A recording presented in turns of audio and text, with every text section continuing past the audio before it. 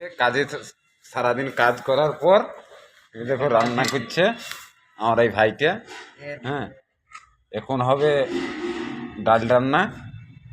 তাই টমেটো কেটেছে, এবার পেঁয়াজ কাটছে।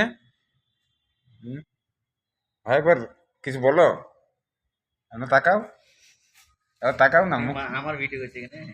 তাকাও না। এই দেখো কি কষ্টের জীবন।